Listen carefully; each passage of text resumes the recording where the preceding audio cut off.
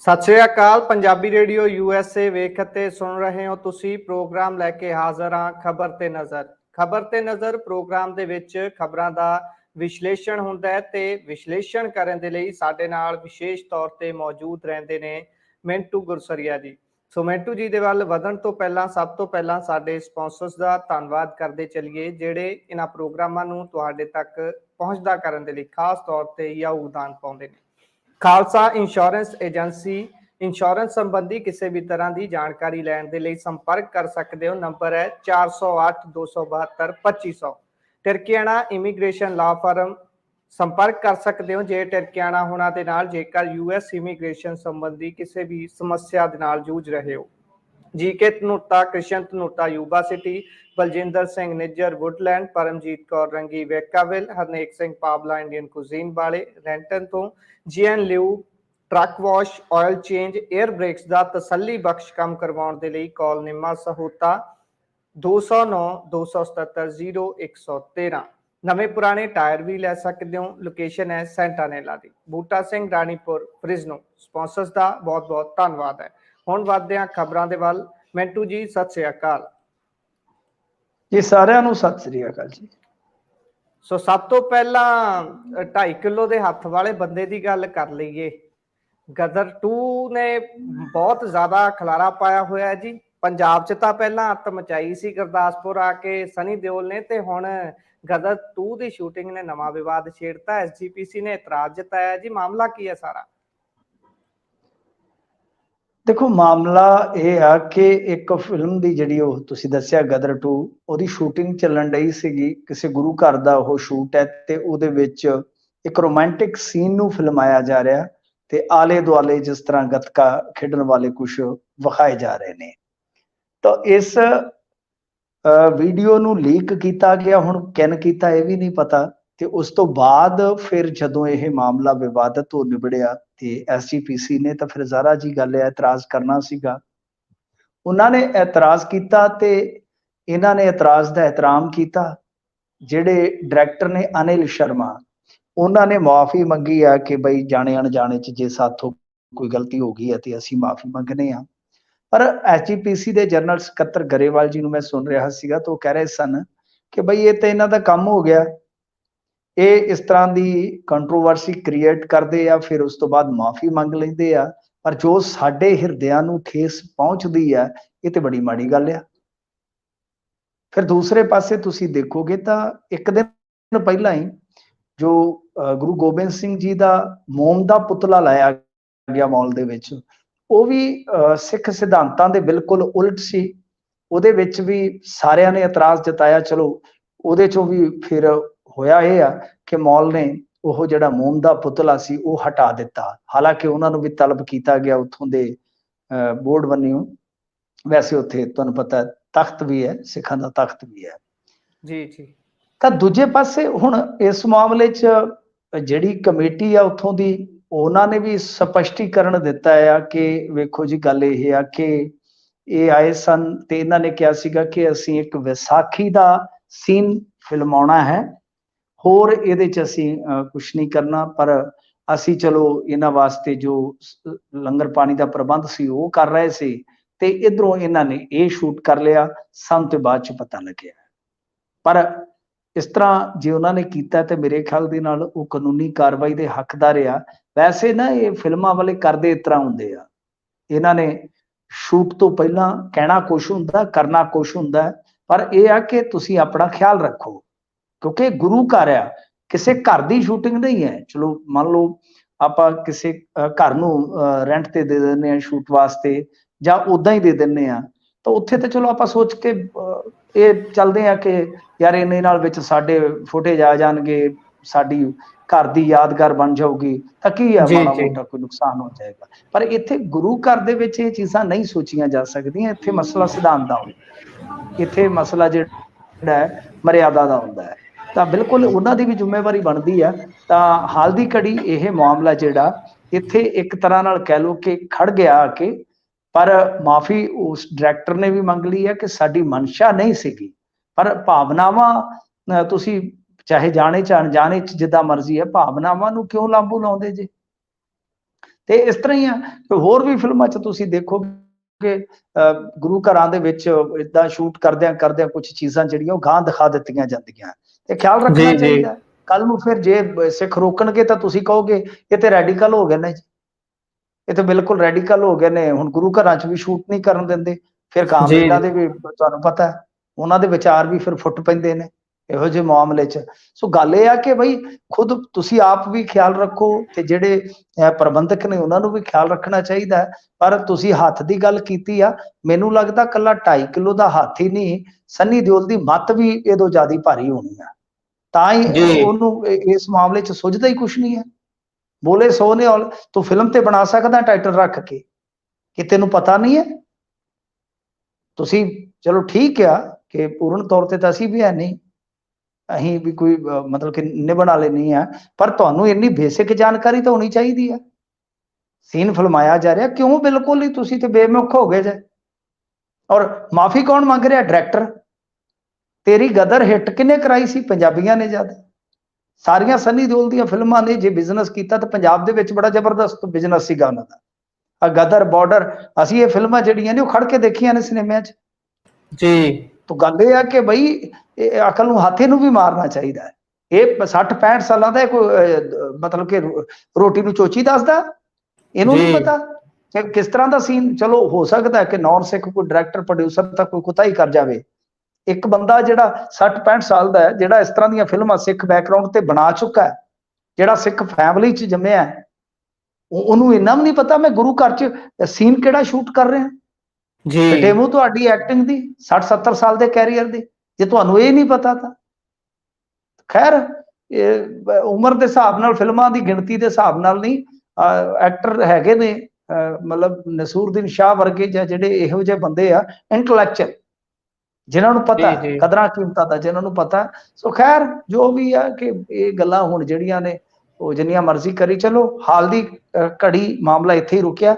ਅੱਗੇ ਦੇਖੋ ਸ਼ਾਇਦ ਹੋ ਸਕਦਾ ਇਹਦੇ 'ਚ ਕੋਈ ਕਾਨੂੰਨੀ ਕਾਰਵਾਈ ਵੀ ਹੋ ਜਾਵੇ। ਜੀ ਸੋ ਵੇਖਦੇ ਆ ਬਣਦਾ ਕੀ ਹੈ ਅੱਗੇ। ਚਲਿਏ ਗੱਲ ਸੁਖਬੀਰ ਬਾਦਲ ਹੋਣਾ ਦੀ ਕਰੀਏ। ਪਹਿਲਾਂ ਤਾਂ ਉਹਨਾਂ ਨੇ ਉਹਨਾਂ ਦੇ ਬਾਪੂ ਜੀ ਦੇ ਭੋਗ ਤੇ ਮਾਫੀ ਮੰਗੀ ਸੀ, ਉਸ ਤੋਂ ਬਾਅਦ ਅੱਜ ਫੇਰ ਮਾਫੀ ਮੰਗੀ ਹੈ ਜੀ। ਹੁਣ ਕਿਸ ਵਿਸ਼ੇ ਤੇ ਹੈ?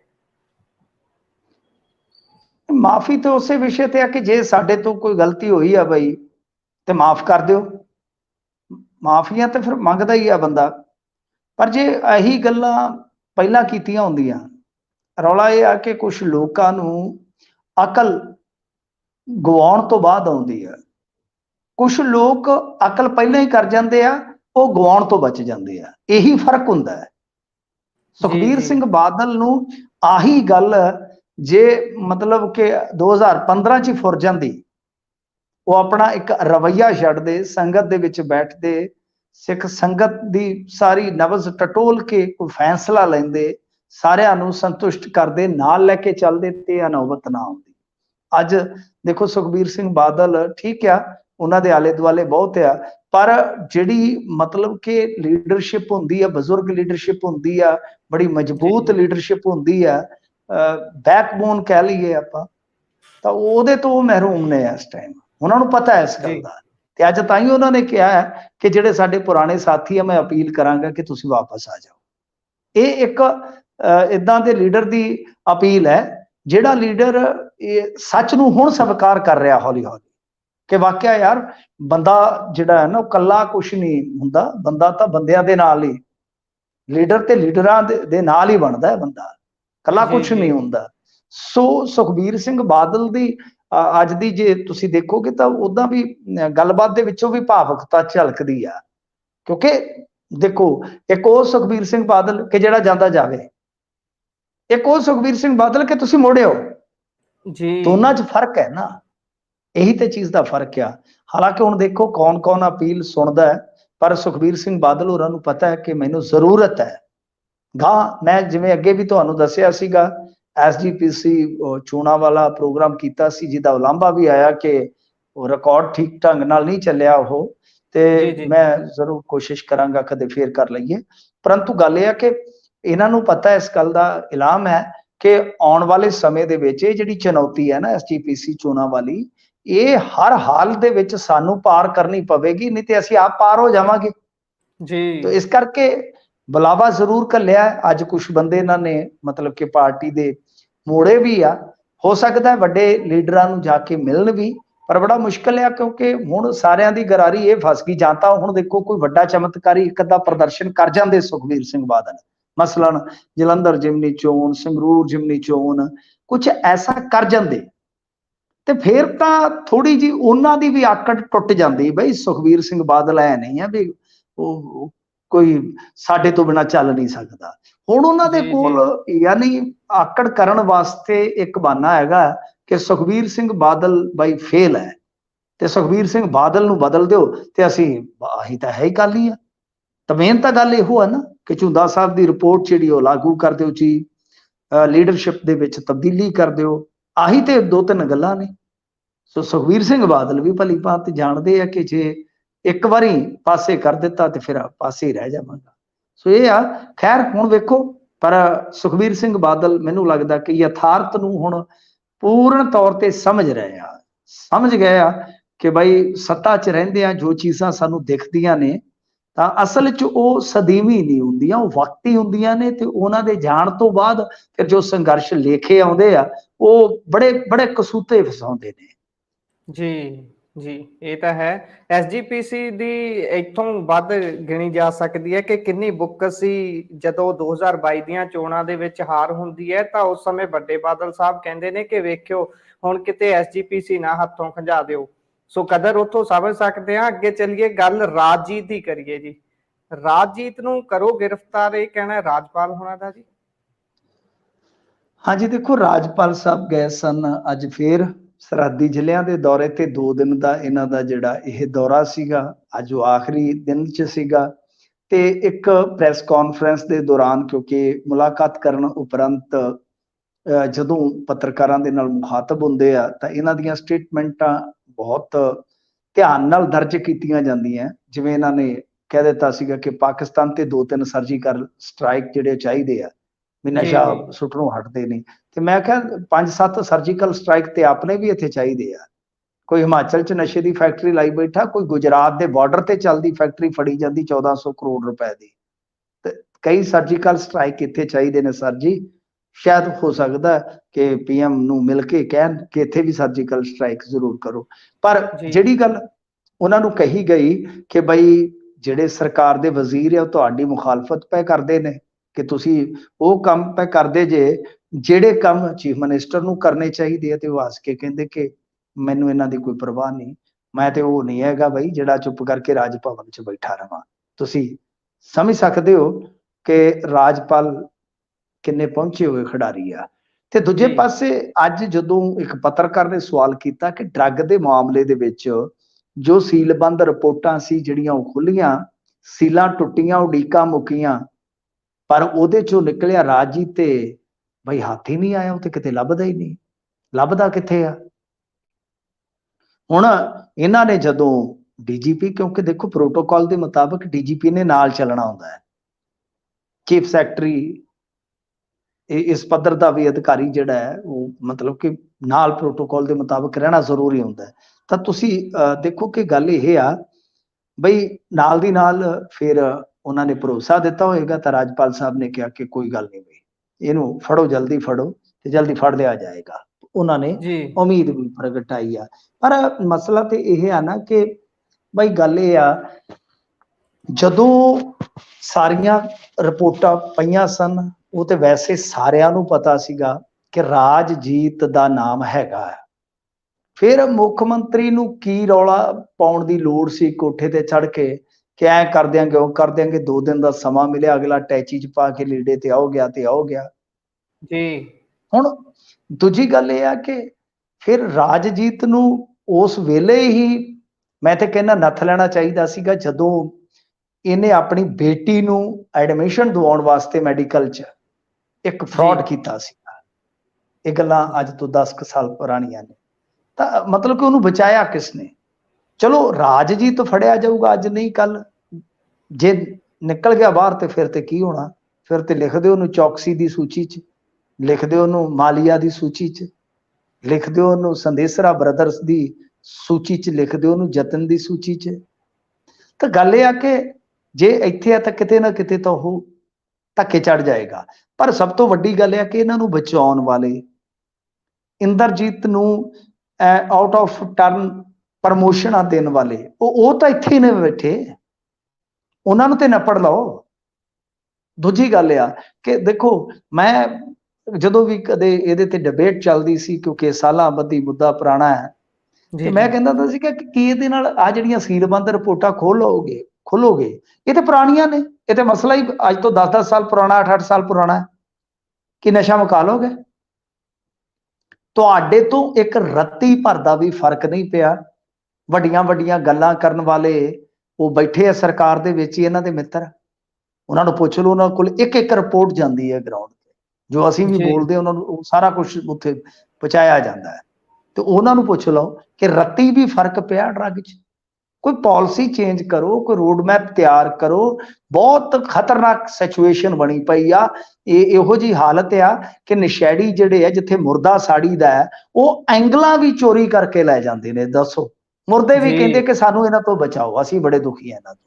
ਕਦੇ ਸਿਵਿਆਂ ਦਾ ਗੇਟ ਲੈ ਜਾਂਦੇ ਆ, ਕਦੇ ਆ ਕੇ ਫੱਟੇ ਤੇ ਲਿਟ ਜਾਂਦੇ ਨੇ, ਤੋ ਕਦੇ ਉਹ ਐਂਗਲਾਂ ਹੀ ਤੋੜ ਕੇ ਲੈ ਜਾਂਦੇ ਨੇ। ਪੁਲ ਤੇ ਪੁਲ ਰੋਈ ਜਾਂਦੇ, ਕਹਿੰਦੇ ਰੋਡੇ ਕਰਤਾ ਯਾਰ, ਸਿਰ ਤੋਂ ਐਂਗਲਾਂ ਹੀ ਉੱਡ ਗਈਆਂ, ਵਾਲ ਹੀ ਉੱਡ ਗਏ ਸਾਡੇ ਤਾਂ ਇੱਥੋਂ ਲੈ ਕੇ ASI ਦਾ ਪਰਿਵਾਰ ਸਾਰਾ ਖਤਮ ਕਰ ਦਿੱਤਾ ਇੱਕ ਨਸ਼ੇੜੀ ਨੇ। ਸਿਰਫ ਉਹਨੂੰ 500-700 ਨਸ਼ੇ ਦੀ ਜ਼ਰੂਰਤ ਸੀ, 500-700 ਦੇ ਨਸ਼ੇ ਦੀ।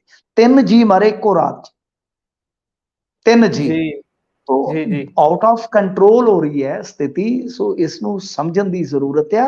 कल्ला राजजीत जां एक अद्धा लीडर अंदर पाउण नाल इदां नहीं कुछ हुंदा, तुहानू पॉलिसी लैके आउणी पैगी।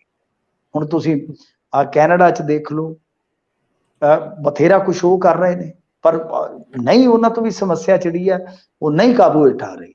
पर साडे इत्थे अलग तो समाजिक परिस्थितियां ने, सानू उहदे मद्देनज़र कुछ ना कुछ वेखना चाहिदा, कुछ ना कुछ विचारना चाहिदा है।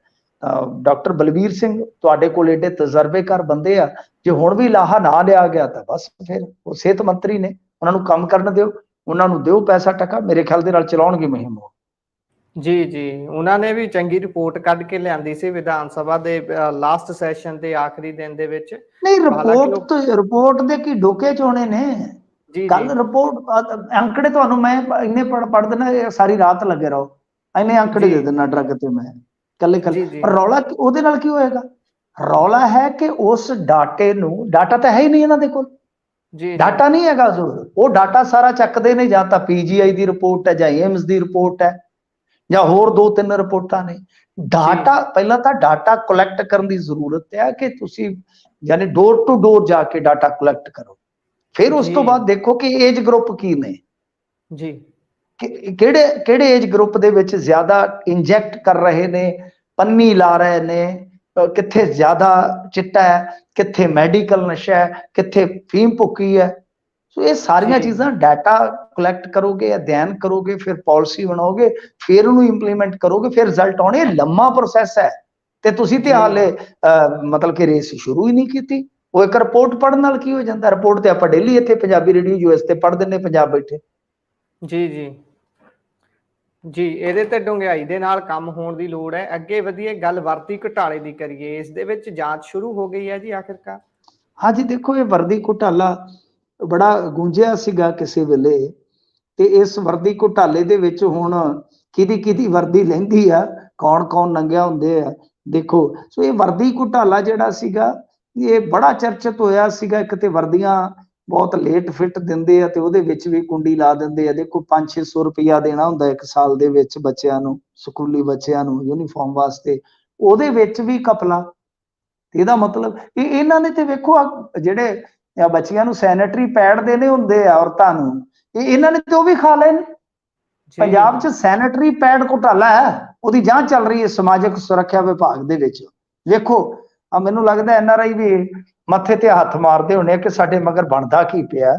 ਯਾਨੀ ਪੈੜਾਂ ਦੇ ਵਿੱਚ ਵੀ ਘੁਟਾਲਾ। ਦੇਖੋ ਕਿ 15-20 ਰੁਪਏ ਦੀ ਕੋਈ ਚੀਜ਼ ਹੋਏਗੀ, ਉਹ ਪੀਸ ਹੋਏਗਾ, ਜਿਹਦੇ ਵਿੱਚ ਘੁਟਾਲਾ ਹੈ ਕਰੋੜਾਂ ਰੁਪਈਆਂ ਦਾ।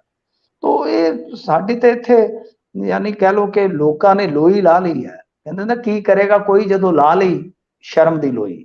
ਇਹਨਾਂ ਨੇ ਸ਼ਰਮ ਦੀ ਲੋਈ ਲਾ ਰੱਖੀ ਹੈ। ਸੋ ਵਰਦੀ ਘੁਟਾਲਾ ਜਿਹੜਾ ਸੀਗਾ ਉਹ ਕਾਂਗਰਸ ਸਰਕਾਰ ਵੇਲੇ ਹੋਇਆ ਸੀਗਾ। ਤਾਂ ਉਹਦੇ ਵਿੱਚ ਉਦੋਂ ਬਹੁਤ ਖਬਰਾਂ ਬਣੀਆਂ ਸੀਗੀਆਂ। ਸੋਨੀ ਸਾਹਿਬ ਹੁੰਦੇ ਸਨ ਸਿੱਖਿਆ ਮੰਤਰੀ, ਜਿਹੜੇ ਬਾਅਦ ਦੇ ਵਿੱਚ ਤੁਹਾਨੂੰ ਪਤਾ ਹੀ ਹੈ ਉਹ ਬਣੇ ਸਨ ਡਿਪਟੀ ਚੀਫ ਮਿਨਿਸਟਰ। ਤਾਂ ਉਸ ਵੇਲੇ ਜੀ ਬੜਾ ਇਹ ਮਾਮਲਾ ਜਿਹੜਾ ਉਹ ਗੂੰਜਦਾ ਰਿਹਾ। ਤਾਂ ਦੇਖੋ ਹੁਣ ਅੱਗੇ ਕੀ ਕੁਝ ਵਾਪਰਦਾ ਇਹਦੇ ਵਿੱਚ, ਕੀ ਨਿਕਲਦਾ ਹੈ ਕੀ ਨਹੀਂ ਨਿਕਲਦਾ। ਪਰ ਮੈਂ ਤੇ ਇਹ ਸਮਝਦਾ ਕਿ ਵਰਦੀ ਘੁਟਾਲੇ ਦੇ ਵਿੱਚ ਜੋ ਵੀ ਹੈ, ਜਿੱਥੇ ਵੀ ਹੈ, ਉਹ ਸਾਰੇ ਬੰਦਿਆਂ ਨੂੰ ਐਕਸਪੋਜ਼ ਕਰਨ ਦੀ ਜ਼ਰੂਰਤ ਹੈ।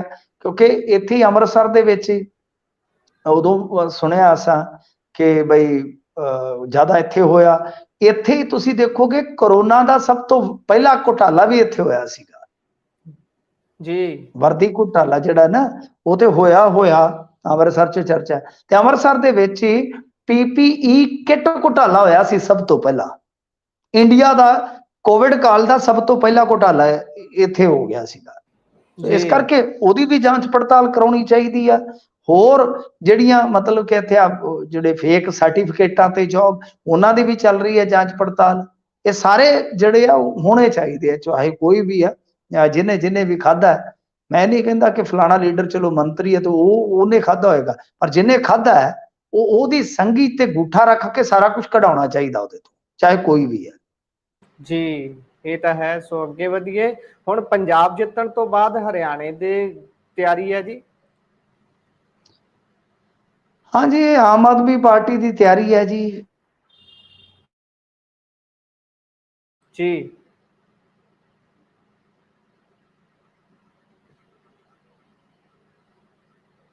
ਜੀਂਦ ਦੇ ਵਿੱਚ ਇਹਨਾਂ ਦਾ ਪ੍ਰੋਗਰਾਮ ਸੀਗਾ। ਜੀ ਜੀ ਜੀ ਸ਼ੁਰੂਆਤ ਕੀਤੀ ਜਾਂਦੀ ਹੈ। ਪਰ 2-3 ਦਹਾਕੇ ਹੋ ਗਏ ਨੇ ਜਦੋਂ ਵੀ ਪਾਰਟੀਆਂ ਸ਼ੁਰੂਆਤ ਕਰਦੀਆਂ ਨੇ ਤਾਂ ਜ਼ਿਆਦਾਤਰ ਹਰਿਆਣੇ ਚੋਂ ਜੀਂਦ ਤੋਂ ਸ਼ੁਰੂਆਤ ਕੀਤੀ ਜਾਂਦੀ ਆ। ਜਿਵੇਂ ਆਪਣਾ ਤੁਸੀਂ ਦੇਖਿਆ ਹੋਣਾ, ਅਕਸਰ ਅਕਾਲੀ ਜਿਹੜੇ ਸ਼ੁਰੂਆਤ ਕਰਦੇ ਉਹ ਮੋਗੇ ਤੋਂ ਕਰਦੇ ਨੇ। ਤਾਂ ਇਦਾਂ ਹੀ ਜੀਂਦ ਤੋਂ ਜ਼ਿਆਦਾ ਪਾਰਟੀਆਂ ਆਪਣਾ ਕੰਪੇਨ ਸਟਾਰਟ ਕਰਦੀਆਂ। ਤੇ ਇਹਨਾਂ ਨੇ ਵੀ ਪ੍ਰੋਗਰਾਮ ਵਿੱਚ ਆਮ ਆਦਮੀ ਪਾਰਟੀ ਪੈਰ ਲਾਉਣ ਦਾ ਯਤਨ ਤੇ ਕਰ ਰਹੀ ਹੈ। ਹੁਣ ਦੇ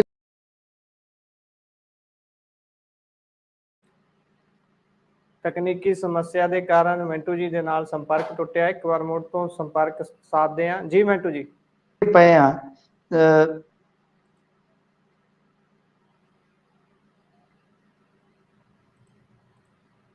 ਜੀ ਮਿੰਟੂ ਜੀ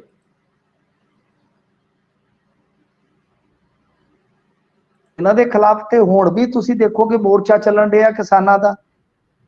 ਜੀ ਇਹਨਾਂ ਦੇ ਖਿਲਾਫ ਤੇ ਹੁਣ ਵੀ ਮੋਰਚਾ ਚੱਲਣ ਡਿਆ ਹੈ। ਮੋਰਚਾ ਉਹਦੇ ਚ ਕੀ ਹੈ ਕਿ ਚੜੂਨੀ ਸਾਹਿਬ ਤੇ ਲਾਠੀ ਚਾਰਜ, ਉਹਨਾਂ ਨੂੰ ਅਰੈਸਟ ਕਰ ਲਿਆ ਗਿਆ, ਫਿਰ ਜੇਲ੍ਹ ਘਲਾ ਦਿੱਤਾ ਗਿਆ। ਸੂਰਜਮੁਖੀ ਵਾਲਾ ਰੌਲਾ। ਤਾਂ ਭਾਜਪਾ ਵਾਸਤੇ ਉੱਥੇ ਕੋਈ ਸੁਖਿਆਰਾ ਕੰਮ ਨਹੀਂ ਹੈਗਾ ਰਿਪੀਟ ਹੋਣਾ। ਤਾਂ ਉਹਦੇ ਚ ਕੀ ਸੀ ਕਿਹਾ ਕਿ ਕਾਂਗਰਸ ਨੂੰ ਉਮੀਦ ਆ ਕਿ ਕਾਂਗਰਸ ਬਈ ਹੁਣ ਸਾਡਾ ਗੁਣਾ ਪੈ ਜਾਏਗਾ। ਪਰ ਜੇਕਰ ਇਹ ਵਿੱਚ ਅੜਦੇ ਆ, ਵੈਸੇ ਤੁਸੀਂ ਦੇਖਿਆ ਹੋਣਾ ਕਿ ਚੌਟਾਲਿਆਂ ਦੀ ਜਿਹੜੀ ਸੀਗੀ ਪਾਰਟੀ ਉਹ ਵੀ ਟੁੱਟ ਗਈ। ਉਹ ਵੀ 2 ਪਾਰਟੀਆਂ ਬਣ ਗਈਆਂ ਆਪਸ ਦੇ ਵਿੱਚ। ਤੇ ਇਧਰੋਂ ਜੇ ਮੰਨ ਲਓ ਹੁਣ ਇਹ ਜਾਂਦੇ ਨੇ ਤਾਂ ਥੋੜਾ ਬਹੁਤਾ ਮੈਨੂੰ ਲੱਗਦਾ ਕਿ ਵੋਟ ਸ਼ੇਅਰ ਲਿਜਾਣਗੇ। ਥੋੜਾ ਬਹੁਤਾ ਹੀ ਨਹੀਂ ਹੈ, ਮੈਨੂੰ ਤੇ ਲੱਗਦਾ ਕਿ ਕਿਤੇ ਉਹ ਆਪਾਂ ਉਹ ਕਹ ਲਈਏ ਕਿ